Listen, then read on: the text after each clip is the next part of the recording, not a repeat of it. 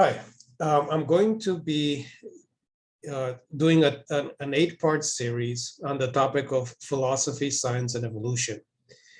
And what I'm going to be discussing throughout this series is the effect or the impact of philosophy, theology, and the history of how it all developed over the centuries and millennia, and how it has impacted modern science, and why we need to kind of look back at that and do an overview, and maybe reconsider some of the positions that we're currently taking in regards to how science operates and things like that.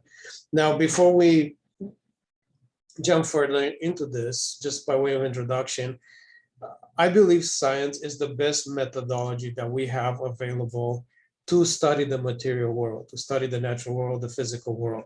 It is the best thing we have at our disposal. But I'm saying this with the awareness or the acknowledgement of humanity's epistemic limitations. So it is the best method we have, but we got to realize that we're very limited in what we can do. I mean, we're flying through space on this rock, and most of the things we know, we gather through our senses, and then we use our reason to kind of make sense of it and so on. And we can extend the reach of our senses to some degree. Like, my eyesight can only go so far, but I can use a telescope to see further and things like that. But we're still very limited in our ability to know and understand the world. And within this limited context, the scientific method is what I believe to be the best method we have at our disposal to learn about our environment and the universe that we live in.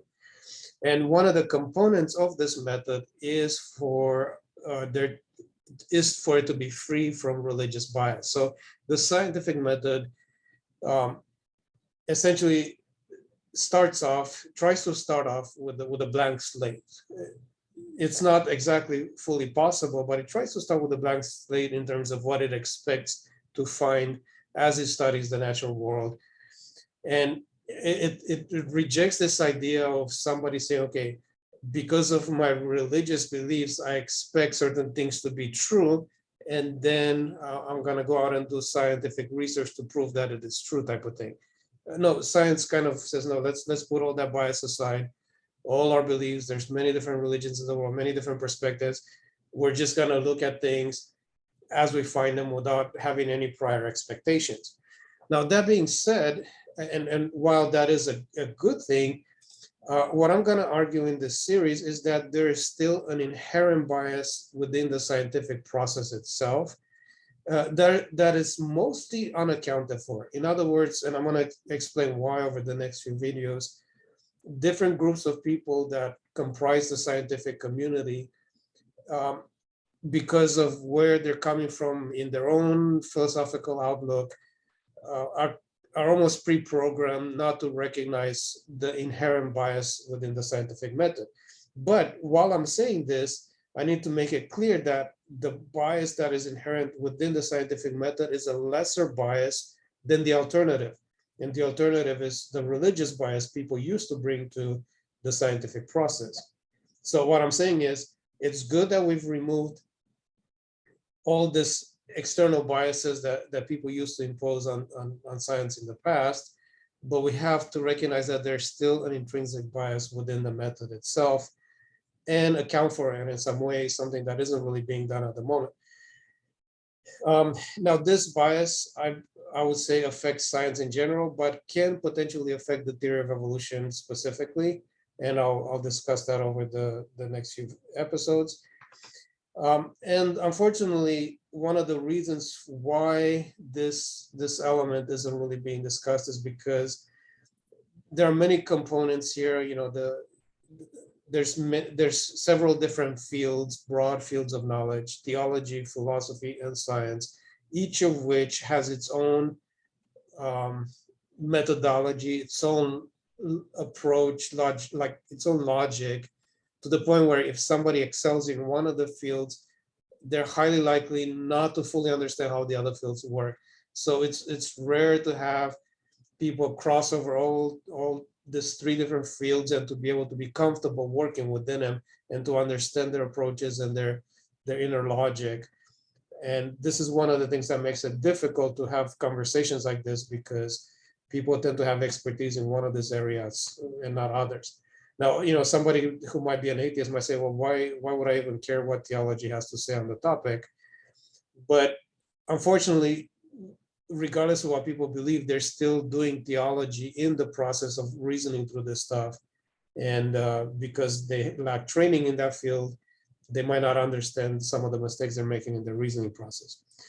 All right. So what are the biases that I'm talking about? I would say that the bias that exists in modern science exists at three different levels. The first level is within the methodology itself. One of the key elements of modern science is that it is the label that has been given to it is methodological naturalism. And I'm gonna have a future episode where I explain why methodological naturalism does not have a bias against the supernatural inherently, but it could have a bias in certain settings. And I'll explain how that works in a bit. The second level is within, because obviously science is done by people, the scientists themselves that do science. The scientists might use a methodology, but they themselves typically have some kind of bias. And the bias, I've basically kind of broken down the scientific community into two groups, atheists and theists. And I don't want to say this, it's inherently offensive, but I don't mean it to be offensive. I would say that a good majority of modern atheists have some cultish elements in their reasoning. Now, this could be confusing because for many people, the word cult means, a religious group that's following some charismatic leader. But I'm not using that definition. I'm going a step below that, because the vast majority of people who are in cults have a certain reasoning process that gets them to buy into those things. And what they have is what I would call a kind of an epistemic cul-de-sac in their reasoning. In other words, the very foundations of their reasoning process is flawed, but then they have this other component that prevents them from evaluating their own foundations. They lack, or there's something that sabotages their ability to evaluate the foundations of their own reasoning process so that they can escape the flaws in their system and move away from it. And I would argue that an atheist does not have to be irrational in their epistemology, but I would say that the majority of atheists are irrational in their epistemology, and I'll explain that in a future video. And unfortunately, atheists comprise a significant segment of the scientific community as a whole, and they have a dominant role within the scientific community. And because of that, it is important to kind of understand what the flaws are here. But in spite of that, regardless of what problems atheists might have, theists themselves have their own issues. And for most theists, the problem is that they are some form of dualist. And there's multiple forms of dualists, and I'll discuss this over time. But what dualism does is that it prevents theists from recognizing some of the logical flaws that they're buying into. And I'll explain why it's too difficult to just say it quickly. So I'll explain how that works in the future. But what I'm trying to explain here is that if I was talking to an atheist, the atheist would understand the logic of what I'm explaining to the theist. But the problem with the atheist is that they have a previous thing in their epistemology that is affecting the way they think about the subject. But theists, because they're dualists, they don't really get the logic of what I'm explaining here. And again, that would have to make sense further down once I get into what I'm saying. And finally, the third level where there's a bias is in the scientific community itself because of the way things are done. I mean, the scientific community decides, what are the authoritative scientific publications and what gets published within those journals, the universities and what is being taught and who gets tenure and all those different things, government and what, when the government consults scientists on some matter, where things are out there, media and things like that. So the scientific community has significant power over how information is processed by the society at large. And because of these previous biases, it affects it has some, it has wider repercussions because it affects not only does it affect society, but even future generation of scientists who are educated within a certain context. So the bias tends to multiply from the level of the methodology to the scientists themselves, and then to the community and its impact on society. So that's more or less what I'm going to address in this series of videos. And we'll see how things go as we move on. To say something kind of quickly for people that are familiar with some of the topics in philosophy, but might not mean much to others. Humanity in the past 2 millennia has gone through a series of paradigms when it comes to philosophy. So we could say that anything before the Enlightenment was the pre-modern paradigm. And then the Enlightenment brought us into modernity, and there was a certain philosophical paradigm that we would label modernism. And then within the 20th century, we actually moved beyond modernism to what is known as postmodernism. And within the world of philosophy, everybody's more or less aware of this. But within the world of science, people seem to still operate within the modern paradigm in the way they think about science and within the philosophy of science. So essentially, philosophers understand that modernism doesn't really work, but it seems that scientists never got the memo, and philosophers of science never figured out how exactly that impacts science. And there's also resistance to postmodernism because postmodernism seems to imply some sort of relativism. It seems to imply that, anything goes, that it's not really possible to get to the bottom of things. And that seems that it would have a negative impact on science. And for whatever its problems are, science still works. I mean, we're constantly making progress, we're constantly moving forward.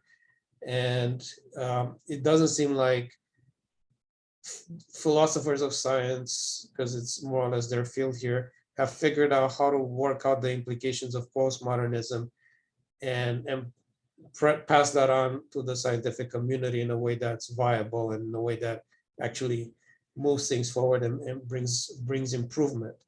So there's a bit of a problem here that doesn't seem to have been solved by any of the experts in the field. All right, so to kind of get an overview of some of the different perspectives out there. So within the creationist community, you have just regular creationists, so basically have their beliefs, they're ascientific, they might not have an understanding of science at all, or they might understand science and reject it, and they're just going to go with the Bible, or they're going to go with even the Quran or some other theological system and reject the theory of evolution altogether and believe in direct creation.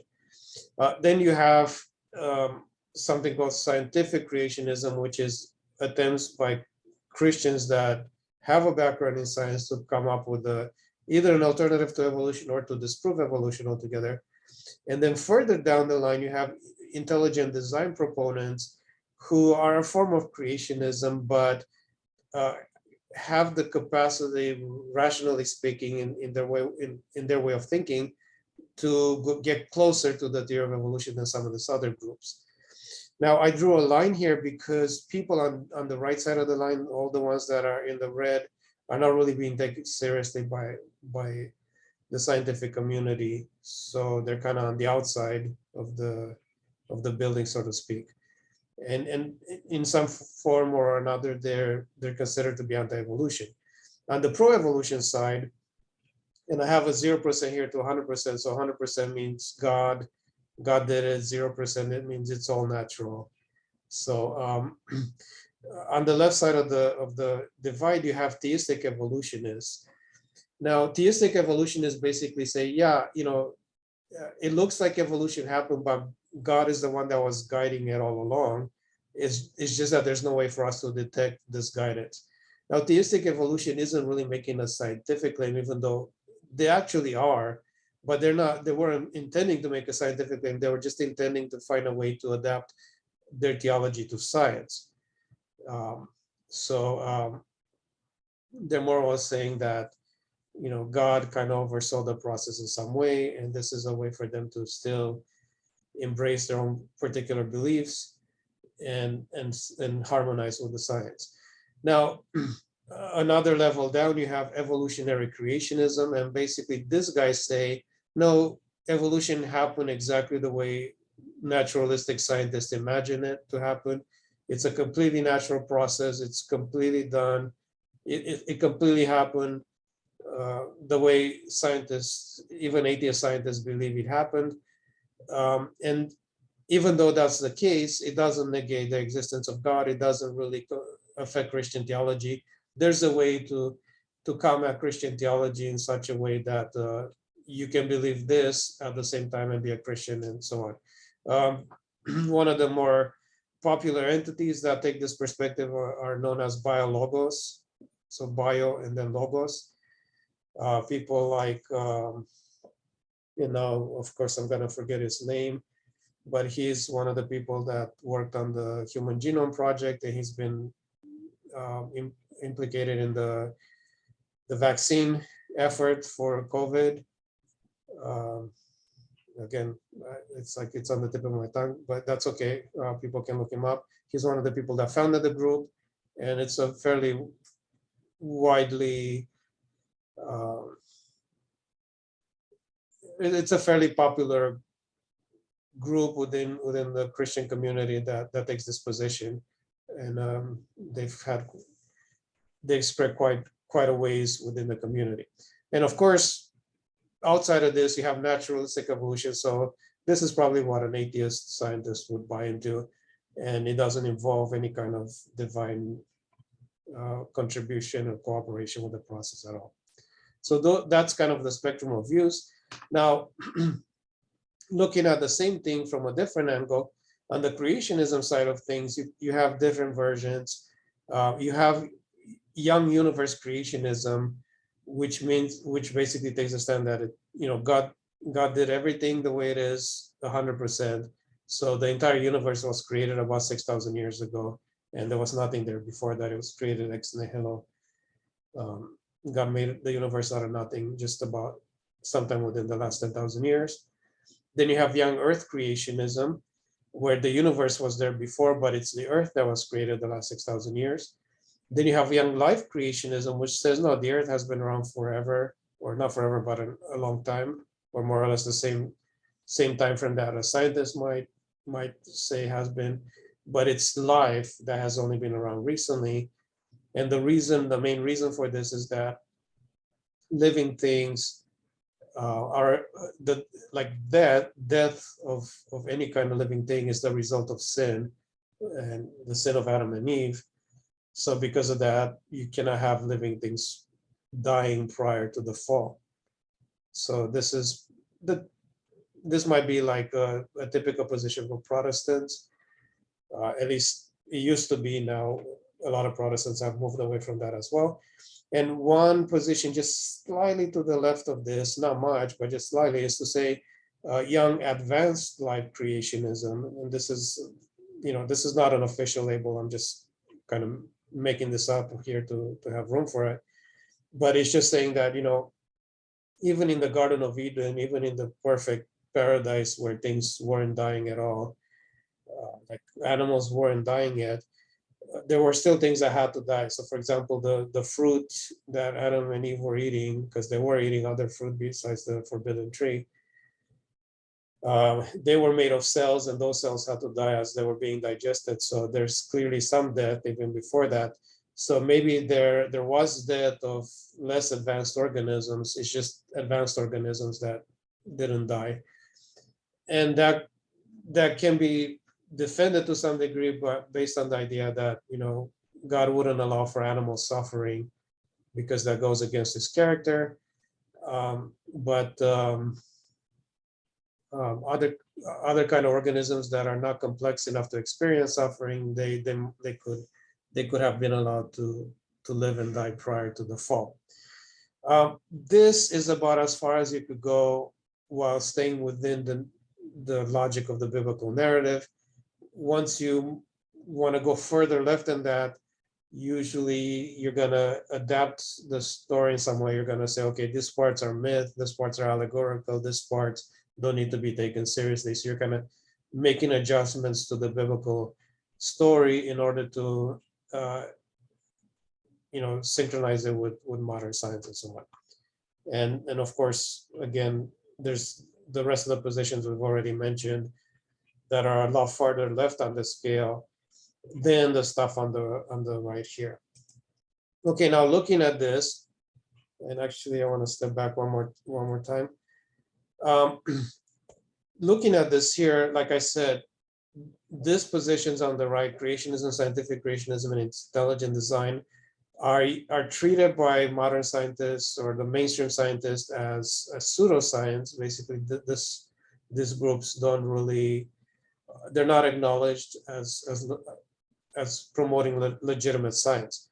On this side, you have mainstream science, but this is not to say that scientists adopt theistic evolution and that theistic evolution is part of mainstream science. It's just to say that if somebody is a theistic evolutionist, they could be a legitimate scientist and they could be treated as a legitimate scientist because their beliefs don't necessarily conflict with mainstream science. So, somebody on this side of the line could fall within the regular scientific paradigm, while people on this side of the line are usually, kind of cast aside and basically, hey, these guys are not legitimate scientists. They're promoting pseudoscience and things like that. Okay, so that's kind of the dividing line here. But what I would want to say is that the theory of evolution has been around for almost 200 years now. And during this entire time, people have been fighting against it. And in spite of this, today, 200 years later, mainstream science has not moved a single inch from this position here at 0% interference, or to say it differently, 100% naturalistic evolution. It's been here and it's stayed here this entire time in spite of all the effort any of these groups might have made to disprove something about evolution, to change something in some way. There's been no adjustment. Things haven't moved a single inch from this furthest possible point over there to the left. So regarding this side on the right here, and throughout the series, I'm going to more or less ignore these groups. I get in a lot of conversations or discussions with people here that get upset with what I'm saying and the kind of things I'm going to be saying in this video, because they're going to say like, no, intelligent design proponents and scientific creationists have done a lot of good work. They've contributed a lot to the conversation and they've accomplished so much. And for me, that doesn't really mean anything, because what I'm looking at is, have they actually done anything in terms of changing the place where mainstream science is at right here on the left? Because that's what they set out to do. All the people that have opposed evolution for this entire history since it's been around, their aim was to convince the world that mainstream science needs to move somewhere further to the right here, away from this entirely 100% naturalistic version of evolution. And they have failed entirely in accomplishing anything here. In other words, they haven't moved even the tiniest bit further to the right than where things were at when they started doing their thing. So in that sense, I think, just to be honest, we have to acknowledge that this group of people have completely failed in their mission in what they started out to do. Even if they managed to accomplish other things, that wasn't what they started out to do, and that isn't what we need to evaluate them on. Now, some of the other problems or complications with people within this pseudoscience contingent here is that a lot of them reject methodological naturalism, or they say there has to be some kind of modified version of it, but they've never really proposed a meaningful alternative methodology to methodological naturalism. Again, they've had no impact on modern science. And what they keep doing is basically what they've been doing this whole time is doing the very same thing and thinking that things are going to change. So you talk to people within this group, people that are within this community of some version of creationism here, and they keep saying like, oh yeah, mainstream scientists are recognizing, they're finally realizing the flaws in their system. They've been saying that for decades, or they keep saying that, we're doing all these things and eventually we're gonna convince the world that the scientists are wrong, and nothing ever changes. I mean, it's been decades and decades, and there's been not a single iota of change within mainstream science when it comes to the theory of evolution, in spite of the fact that these guys keep saying that scientists are changing their mind and all this stuff. Nothing ever changes, nothing ever happens. The other thing is here that, for those who actually reject methodological naturalism, they've produced nothing better. And one of the things they could have done is, if you're going to claim that there's something wrong with the scientific methodology itself, and if you're going to say that there's a better way to do science, you shouldn't just go against evolution. You should create an entirely new methodology and an entirely new scientific community that tries to do all of science differently. This group of people keep saying that science has to be done differently, but only when it comes to evolution. But what about every other aspect of human existence? Come up with a new methodology if you think you have a better methodology. Create your own community of people working with this methodology, and take the next 50 years and demonstrate to the world that your methodology is better, or at least just as good. And come up with innovations, come up with new discoveries, come up with new things, not in terms of evolution, but in terms of everything else, every other aspect of reality, and prove that your method works and that it's just as good as mainstream science, the methodology of mainstream science. And then, sure, you'll be taken more seriously when it comes to the theory of evolution and whatever proposed alternatives you might have. But, whatever it is that people within this community have accomplished the past several decades and so on that they've been around, they haven't managed to change anything about where mainstream science is at, which is what they started out to do. And they haven't produced some alternative methodology and demonstrated that that methodology works better in general in every sphere of human existence. So because of that, for the rest of the presentation, I'm more or less going to ignore this group. And when I talk about theistic scientists, I'm referring to people on this side of the line. So people that would fall within theistic evolution or evolutionary creationism, and more or less ignore people on this side. All right, so here's kind of an outline of the presentations and what I'm going to be covering. The next episode is going to do a very quick overview, even though it's going to be a long presentation, but considering that I'm covering 2,500 years of history, it's going to be a quick overview of philosophy, theology, and science over the past 2,500 years. The next video is going to go into the philosophical paradigm of modern atheists and why I think there's some significant flaws there and the impact that has on science. The next video, I'm going to be talking about theists and why theists have their own problems and their own philosophical hang-ups that affect the way they see science. Finally, I'm going to be discussing the scientific methodology itself and explain why I think there's an intrinsic bias to the methodology in certain settings, not in general, but only in certain settings. And then I'm going to be talking about complexity and natural selection, and I'm going to revisit uh, some things that have been kind of debated over the years, specifically Michael Behe and his irreducible complexity. And I'm going to address some issues there because I think there's some serious problems with how people dealt with the whole issue. Then I'm going to discuss the possibility of alternative models to evolution.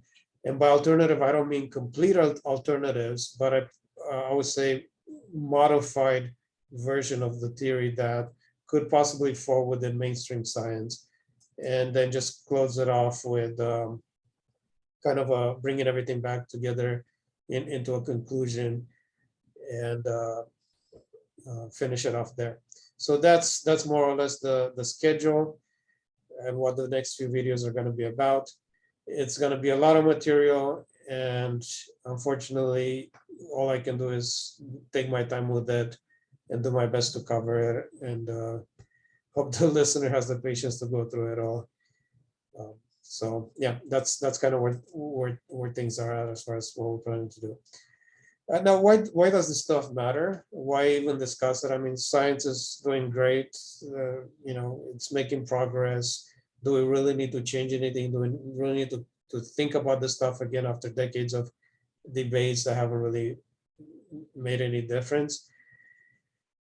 And I would say yes. I think there is value to this conversation, and I think one of the key things where people today can see why these things matter is the effect of scientific illiteracy when it came to the COVID pandemic, and the reaction people had to it, and how a significant fragment of the country's population resisted more or less whatever the scientific community had to say on the topic. Now, I understand that there's many other reasons here, so you cannot really blame it all on science and some of the issues I'm discussing, because it had a lot to do with politics, lack of education for significant segments of the population, the inroads of pseudoscience, like all the different efforts that religious people have made to re-educate their members with pseudoscientific concepts, religion itself, and the way people have been kind of indoctrinated to believe different things. All these things are reasons why people have reacted poorly to the pandemic. But I would say that there's also a genuine intuition that people have where they sense that something is not quite right with the way the scientific community approaches the topic of science. And I think if we could address some of these issues that I'm going to be discussing, that overall, throughout the future, if we really deal with some of these things, it's going to relieve some of the pressure that currently exists within the culture wars in society. And it's going to affect all of us, because scientific illiteracy doesn't just affect the people that are scientifically illiterate. It affects the whole community. In other words, like during the pandemic, if somebody didn't believe in the scientists and didn't wear a mask and didn't get vaccinated, they affected all of us as well, who were vaccinated, who did wear masks, who were trying to protect ourselves and social distance, and so on. They became channels for the virus to spread to all of us as well. So we're in this together as a community, and it makes sense for all of us to try to raise the scientific literacy of the community and to resolve any hangups that people might have to making that happen. So I think that's a valid reason to revisit some of these topics and to think about them carefully, besides the fact that the whole process of science is to get to the truth. And we should be careful how we go about it, because we don't want to make mistakes in our attempt to figure out what the truth really is. So one of the reasons for me to putting these videos out there is I believe in crowdsourcing. And I think that if people see value in what I'm saying, that they can contribute ideas, we can have discussions, conversations on this, and maybe help each other and help each other actually go forward and do something more with some of these ideas, and maybe bring about changes in some way. Because like I said, I do think that there might be solutions in this approach that I'm taking, and there's the possibility that it will resolve some of the conflicts that currently exist in society. So it's valuable, I think, to reconsider these topics and uh, to think about them and to try to move forward. So with that in mind, I hope you enjoyed the rest of the series and you have the patience to slowly go through several hours worth of some fairly heavy content.